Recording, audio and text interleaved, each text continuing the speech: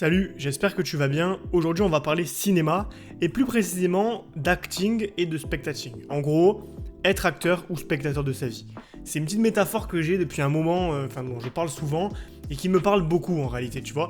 C'est un petit peu quand tu es dans un film, tu vois, il y a toujours des acteurs principaux qui sont là, qu'on voit tout le temps, qu'on suit, qui ont une vie et qui prennent des décisions dans le film.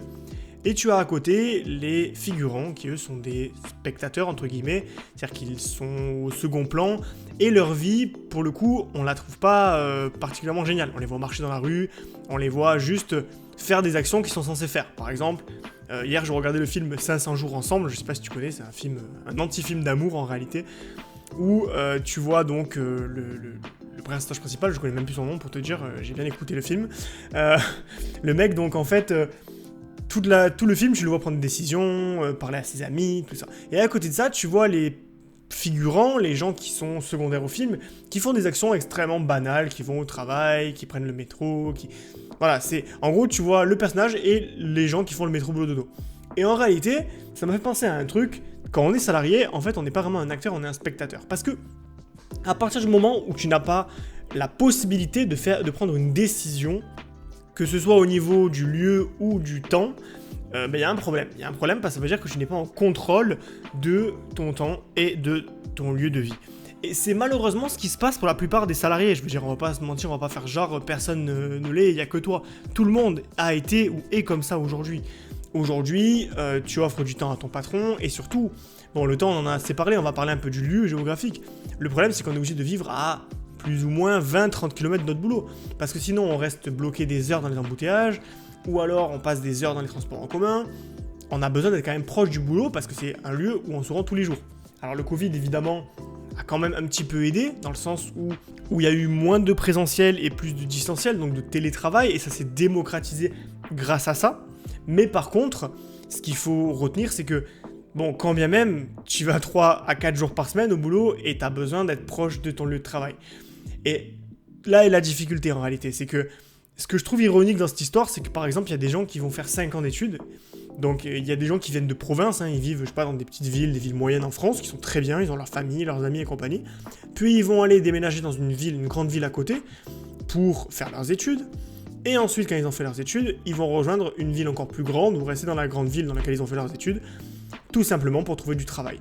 Donc au final, on est contraint de vivre dans les villes et on n'a pas le choix. Et c'est pour ça qu'on se retrouve avec des loyers qui sont hyper chers ou qu'on se retrouve avec tout simplement des crédits qui sont insolents ou une difficulté d'accéder à la propriété quand on est jeune, tout simplement. Parce que moi, je fais partie de ces gens-là.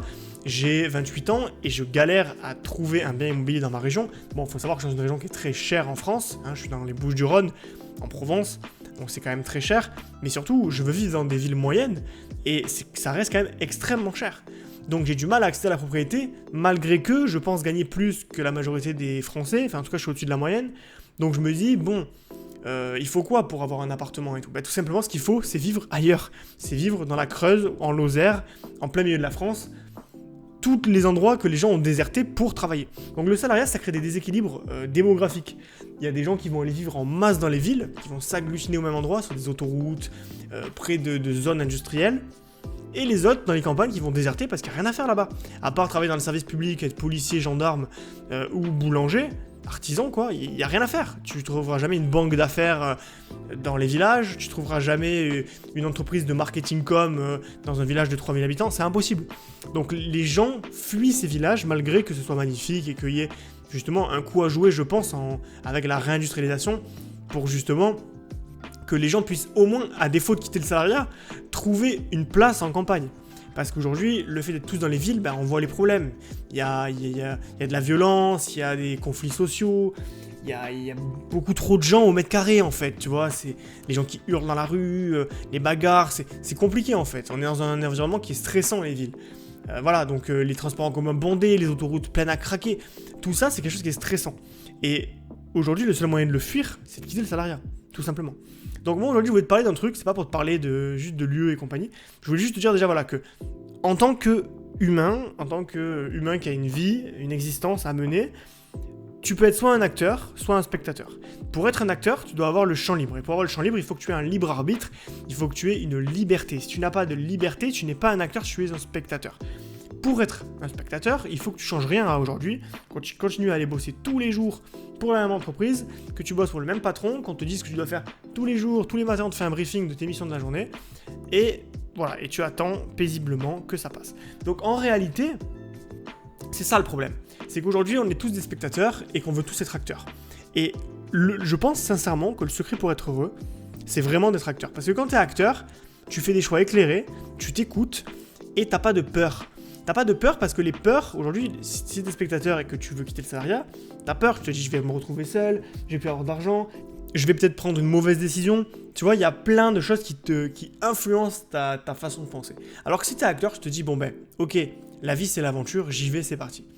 Et justement, si vous voulez te parler de ça, si j'ai introduit par acteur, spectateur, déjà c'était pour te partager cette idée, mais c'est surtout pour autre chose.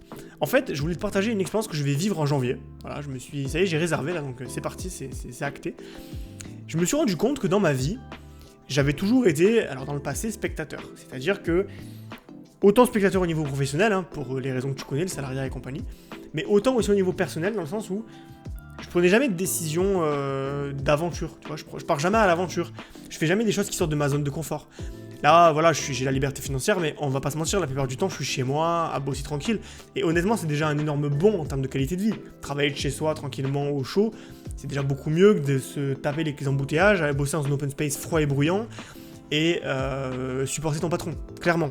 Mais, je me rends compte que je me suis jamais vraiment servi de ce pouvoir de la liberté financière pour faire des choses qui sortent de l'ordinaire, tu vois, des choses qui te font vibrer. Il y a des gens, tu vois, alors c'est connu dans l'infoprenariat, c'est un petit peu la mode, c'est les gens qui partent à Bali, tu vois. Tu vas à Bali ou en Thaïlande, tu visites un petit peu l'Asie pour vivre comme un pacha avec un salaire correct en Europe. Donc en réalité, moi c'est pas du tout un truc qui me plaît ça, j'ai pas du tout envie d'aller vivre en Asie, j'ai pas du tout envie d'aller vivre dans un autre pays, j'aime la France, je suis bien dans mon pays, et c'est très bien comme ça. Mais je me dis des fois, est-ce que ça vaudrait pas le coup que tu te challenges un peu, Joanne, juste pour te prouver, tu vois, des choses, pour te montrer que cette liberté financière, t'en profites aussi, tu vois. Parce que, mine de rien, c'est comme tout, la liberté financière, on finit par s'y habituer. Moi, c'est devenu normal de me lever à 9h30 le matin, d'être chez moi tranquillement, de pas être stressé, et du coup, on oublie des fois la chance qu'on a. Et du coup, voilà, je voulais te partager cette expérience-là, et peut-être que ça pourra te donner des idées à faire pour plus tard, quand tu auras la liberté financière, ou quand tu quitteras ton CDI pour tenter des choses. C'est que j'ai réservé un chalet, donc écoute bien, un chalet entre le Gard et la Lozère, donc vraiment on n'est pas loin de Montélimar me semble-t-il, on est au-dessus entre Toulouse et Montpellier vraiment en hauteur, enfin plus vers le centre de la France, il y a 3 heures de route à partir de chez moi, donc à peu près 350 km me semble-t-il, et c'est une cabane en plein milieu de la forêt des Cévennes. Voilà, c'est-à-dire qu'en fait, il y a une grande forêt, et au milieu de cette forêt, il y a une cabane, une petite cabane isolée, avec tout ce qu'il faut, hein, un frigo, une plaque pour faire à manger, un moyen de se chauffer, il n'y a pas internet. Voilà, je suis au bout du monde, et pendant une semaine, j'ai prévu d'aller là-bas pour 2 choses.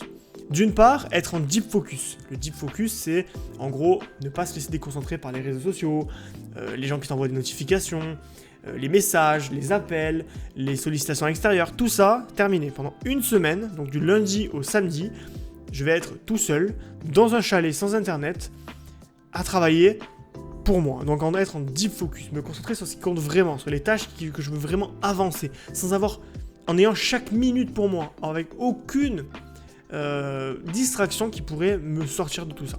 Donc ça, c'est super intéressant déjà. Deuxièmement, ce qui est vraiment important aussi, c'est le fait de pouvoir te retrouver seul avec toi-même. Et ça revient à ce que je te disais sur l'acting et le spectating. C'est-à-dire que quand tu es un spectateur, tu fais pas ce genre de choses, tu pars pas à l'aventure comme ça. Par contre, quand tu es acteur, et surtout quand tu es spectateur, tu es en roue libre. C'est-à-dire que, tiens, tu demandes à un pote, tu vas aller au ciné, le pote te dit oui, tu y vas. S'il te dit non, tu y vas pas. Donc tu dépends toujours d'une autorité, que ce soit un ami, ta famille, une copine, un patron, qui va te dire oui ou non. T'as toujours besoin de l'aval de quelqu'un pour faire quelque chose. T'as besoin d'être rassuré, t'as besoin de ne plus avoir peur, t'as besoin d'avoir une validation extérieure. Tu vois, toutes ces choses-là, c'est bien dans une certaine mesure, parce qu'on n'est pas des animaux solitaires, on est des animaux sociaux, on a besoin des autres pour vivre et pour survivre. Mais clairement, il y a un juste milieu. Là, aujourd'hui, tu dépends complètement des gens. Je veux dire, la dernière fois, je parlais de ça avec un pote à moi, je me disais, mais C'est quand la dernière fois que t'es allé au ciné tout seul, ou que t'es allé au resto tout seul, ou que t'as fait quelque chose tout seul avec toi-même, où vraiment t'as appris à te comprendre, à patienter, à t'écouter, à... Tu vois, juste ça en fait, toutes ces choses-là simples en fait. D'être avec toi-même, un moment de qualité dans lequel tu peux réfléchir, prendre sur toi. Voilà, tout ça, bah, je pense qu'il y a peu de gens qui le font. Il y en a qui le font, parce que toi qui m'écoutes, tu l'as déjà fait et tu le fais de temps en temps, et c'est très bien, je te félicite et je te recommande de continuer à le faire, parce que je pense que les moments avec soi-même, d'introspection, les moments où tu peux prendre des décisions éclairées sur ta vie, et vraiment le décider comme un acteur, ça vaut tout l'or du monde. Donc oui, aujourd'hui tu es salarié, aujourd'hui tu dépends de ton patron pour tes finances, mais en soi, la décision de redevenir acteur, elle t'appartient. Un acteur dans un film, il a des bons et des mauvais événements. Il peut par exemple avoir une super expérience parce qu'il a pris une bonne décision et une mauvaise expérience parce qu'il a pris une mauvaise décision.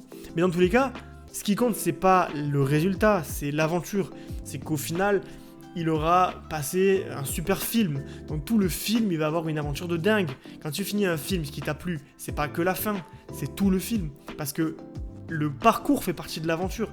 Et ça, c'est un truc que j'adore, tu vois, c'est que moi, j'entends souvent des gens qui me disent « Johan, j'ai envie de gagner plein de fric, j'ai envie de m'épanouir au travail et tout. » Et je leur dis « Tu sais, sois pas trop pressé parce que, en fait, ce qui est le plus excitant, c'est pas le fait de gagner de l'argent, c'est le fait de travailler pour en gagner. » Ça peut paraître contre-intuitif dit comme ça, mais imagine, tu vas avec tes amis faire un bowling. Est-ce que c'est le fait d'avoir gagné qui fait que t'as passé une bonne soirée, ou est-ce que c'est le moment bowling que t'as aimé avec tes potes? Bah c'est la même chose. En réalité, ce qui compte, c'est l'expérience. Donc oui, tu vas peut-être galérer un petit peu pour créer tes petits projets rentables. Peut-être que tu vas passer du temps et mettre beaucoup d'énergie.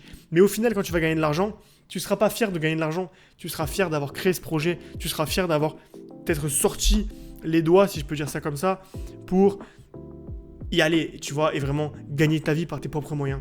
Et ça n'a pas de prix. En fait, l'expérience, c'est vraiment au-dessus de tout. Et pour vivre des expériences, il faut être un acteur. Il faut prendre des décisions. Il faut se challenger. Il faut sortir de sa zone de confort.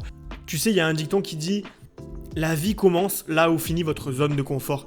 Et je pense que c'est extrêmement vrai. Dans ta zone de confort, bah, c'est comme son nom l'indique, tu es dans le confort. Donc il se passe rien. Quand tu es dans le confort, quand tous les jours tu sais ce qui va se passer, que tu rentres chez toi à la même heure, que tu fais la même chose et compagnie, qu'est-ce qui peut se passer de nouveau? Rien. Mais par contre, quand tu prends une décision aussi radicale que j'ai pu la prendre, et pourtant, c'est pas si radical que ça, au final, je pars une semaine, tu vois. Mais le fait de partir une semaine au cœur des Cévennes tout seul, sans me dire voilà je prends rien, j'aurai pas de connexion internet, je vais être tout seul pendant une semaine dans un chalet et je vais me retrouver avec moi-même. Ben, tu vois, ça pour moi c'est l'aventure et c'est là où il va se passer des choses, c'est là où j'aurai des choses à raconter.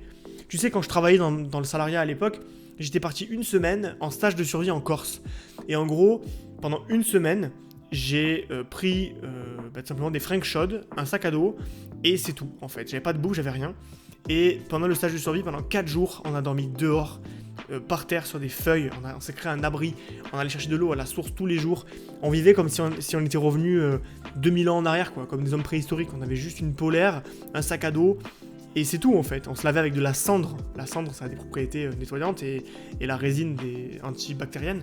Donc tu vois, on revenait à l'âge de pierre. Et honnêtement, là, je suis sorti de ma zone de confort. Là, j'ai appris des choses sur moi. Là, il s'est passé des choses dans ma vie. Et je te dis pas qu'il faut que tu partes en stage de survie en Corse. Je te dis juste qu'il faut que tu commences à prendre des décisions qui vont te rendre acteur de ta vie. Parce que tant que tu resteras spectateur, et que ce soit au niveau professionnel, personnel et compagnie, hein, tu n'auras pas de différence dans ta vie. Voilà. Je finirai par une phrase qui est extrêmement importante pour moi, que je trouve vraiment extrêmement vraie et qui me touche beaucoup. C'est « Dieu se rit des hommes qui déplorent les effets dont ils chérissent les causes ». Alors en gros, qu'est-ce que ça veut dire? C'est que Dieu rit des hommes qui, en gros, se plaignent, mais qui finalement ne font rien pour changer. C'est-à-dire que c'est bien beau de dire que t'en as marre du salariat, que t'es bloqué dedans et compagnie. Et je comprends les peurs qu'il y a derrière, et je comprends, je suis passé par là, donc qui mieux que moi peut comprendre cette peur-là? Je sais pas, j'ai eu un burn-out, moi aussi j'ai souffert pendant des années, mais tu ne peux pas espérer des effets différents si tu ne modifies pas les causes qui t'entraînent ces effets-là.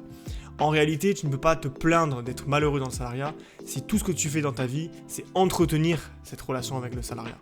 Donc, réfléchis à ça, pense-y, pense à trouver des solutions et des autres actions qui vont te sortir de ta zone de confort et qui vont te permettre de faire autre chose et d'avoir d'autres conséquences dans ta vie. Mais en tout cas, tant que tu feras la même chose, tu auras les mêmes résultats, c'est évident. Donc, si tu veux changer, change et sors de ta zone de confort. Voilà, c'est le meilleur conseil que je peux te donner. Redeviens acteur de ta vie. Arrête d'être juste une personne qui subit les ordres d'une personne, puis d'une autre, puis d'une autre. T'as envie de faire quelque chose, fais-le. T'as envie de dire quelque chose, dis-le. T'as envie je sais pas moi, de partir en vacances dans les Cévennes, ou quitter le salariat, ou quitter ton conjoint, pourquoi pas, j'en sais rien, tu vois, peu importe dans ta vie personnelle comment ça se passe, fais les choses. Peut-être que des fois tu auras peur, peut-être que des fois tu diras je regrette, mais en réalité, tu verras que tu regretteras jamais tes choix, parce que chaque choix va t'emmener à un autre.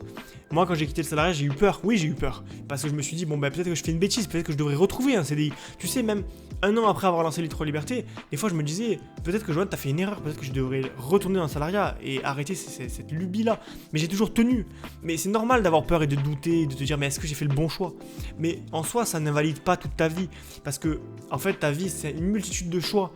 Le choix que tu vas faire demain, par exemple, de quitter le salariat, ne va pas influencer toute ta vie. Peut-être que tu vas le quitter un an, que tu vas essayer les petits projets rentables, et tu te rends compte que c'est pas du tout pour toi, et finalement t'apaiser et revenir dans le salariat. Donc, tu vois, rien n'est définitif. Tester des choses, c'est la base de la vie. Si tu veux qu'il se passe des choses dans ta vie de positives, tente des choses positives, et tu verras que tout va s'embriquer automatiquement, tout simplement. Voilà, j'espère que cette matinale t'a plu, que tu as appris des choses, que ça t'a motivé, que ce matin tu y vas avec la force au boulot, ou que tu rentres du boulot, serein pour la suite. En tout cas, sache que je suis là pour t'accompagner quoi qu'il arrive, on est ensemble. Merci de ta confiance, merci de m'écouter tous les matins. Voilà, je te remercie parce que si t'es arrivé jusque là, c'est que forcément t'es un auditeur fidèle, si je peux dire ça comme ça. Voilà, moi je fais vraiment ça pour t'aider à te sortir de tout ce merdier qu'est le salariat. Donc on va trouver des solutions ensemble, mais évidemment, c'est toi qui dois lancer l'impulsion. Moi, je peux que te motiver, je peux que t'expliquer comment tu peux faire. Mais en réalité, l'impulsion, elle vient de toi. Si tu veux changer, tu changeras. Si tu ne veux pas changer, tu ne changeras pas. Et ça, malheureusement, je n'ai aucun impact dessus, si ce n'est te motiver à passer à l'action. Voilà, je te dis à demain 6h30. Bonne soirée.